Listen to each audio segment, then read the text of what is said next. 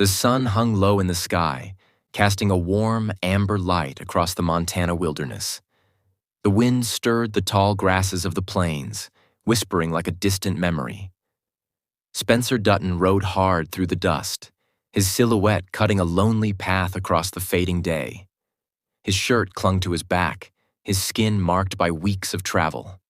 Salt, sweat, and struggle clung to him like a second skin. But nothing could distract him now. He was close, closer than he'd ever been. The long journey from Africa to America, from war to wilderness, from memory to reality, it all led here. Home. They said I wouldn't make it, Spencer thought as he pushed his horse forward. They said the sea would swallow me, the war would take me, or the land would break me. But they didn't know what you meant to me, Alex. You were the only thing I carried through all of it. At the Dutton homestead, Alex stood on the porch, her fingers clenched tightly around the edge of her shawl.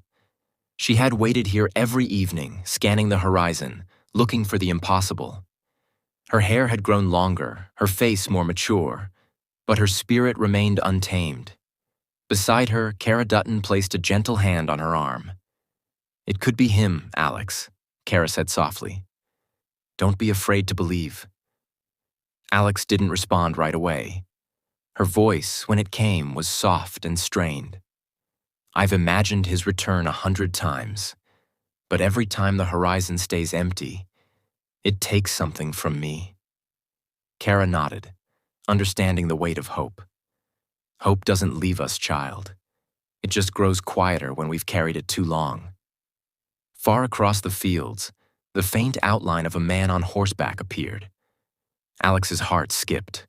Her breath caught in her throat.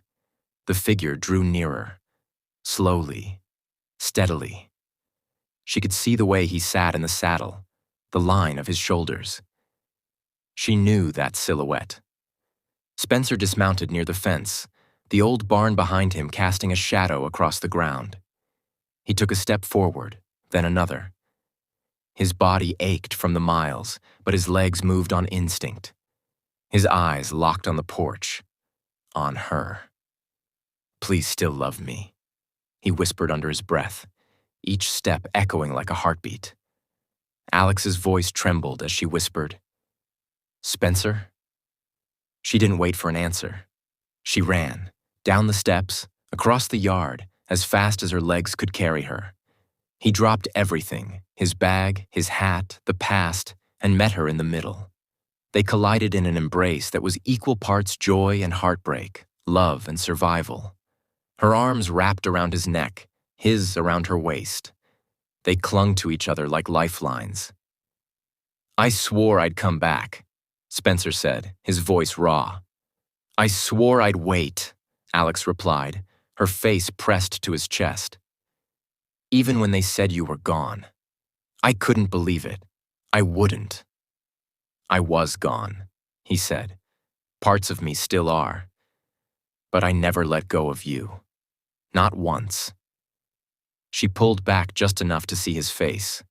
Her fingers trembled as they brushed the edge of his cheek.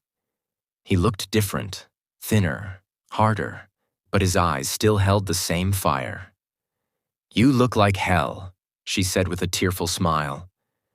"You still talk too much," he replied, a soft laugh breaking through the lump in his throat.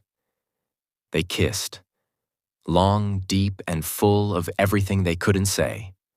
It wasn't perfect. It was messy and breathless and desperate. But it was real. It was theirs.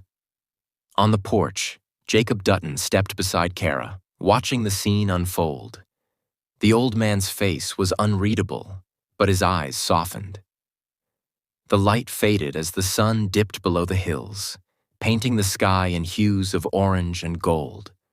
Spencer and Alex stood in the middle of the yard, arms around each other, unmoving. For the first time in what felt like lifetimes, neither of them had to run.